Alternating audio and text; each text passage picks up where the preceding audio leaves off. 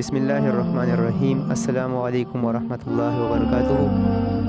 امید دی چې ټول مسلمانانو خویندې به روغ جوړې او الله جل شانه تاسو ټول همیشه دپاره روغ جوړ لره او الله جل شانه ستاسو ټولو د زړه ټول شرعي حاجتونه او مرادونه پوره کړه.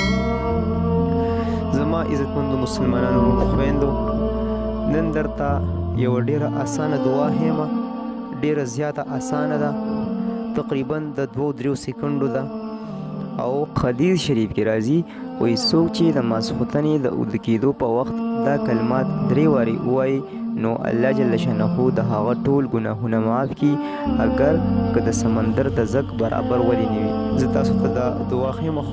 دې نه مخکې زه تاسو ته ریکویسټ کوم که چېرې تاسو زموږ چینل نه وي سبسکرایب کړی نو ضرور یې سبسکرایب کړئ او د غنټې بټن هم ووهئ چې دغسې اسانې دعاګانې، وظیفې او نور اسلامي بیانات دا تاسو ته په اسانۍ سره ملاویږي. نو دې کې بس تاسو هم پوره فایده وي او موږ ته هم پوره فایده وي. دا دعا زه تاسو ته ښیم. اوس حدیث شریف کې راځي وایي څوک چې د ماسخوتنې د اوده کېدو په وخت دا کلمات 3 وارې ووایي نو الله جل شانه د هغه ټول ګناهونه معاف کړي، اگر که د سمندر د زګ برابر ولې نه وي. زه دا دعا وایم، تاسو یې ما پسې وایئ. اعوذ بالله من الشیطان الرجیم. بسم الله الرحمن الرحیم. استغفر الله الذي لا اله الا هو الحي القيوم واتوب الیه. بیا درته یم، استغفر الله الذي لا اله الا هو الحي القيوم واتوب الیه.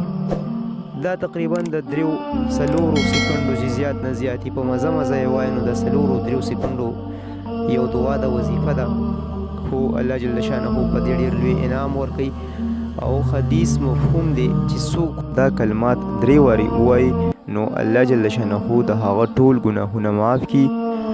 چې په کثرت سره یې وایي خو انشاءالله الله جل شانه هم ضرور ټول ګناهونه معاف کوي. نو مونږ او تاسو ټول ډېر ګناهګار یو، مرګ را روان دی، آخرت دی، جهنم دی، جنت. نو په دې باندې زمونږ او ټولو ستاسو یقین دی، ایمان دی. د مرګ نه مخکې تیاری کول چې څوک هم دا ویډیو ګورئ، کوشش وکړئ چې په کثرت سره دا دعا کوئ، دا وظیفه کوئ. بله خبره دا ده چې نورو ته هم شیر کړئ، صدقه جاریه ده.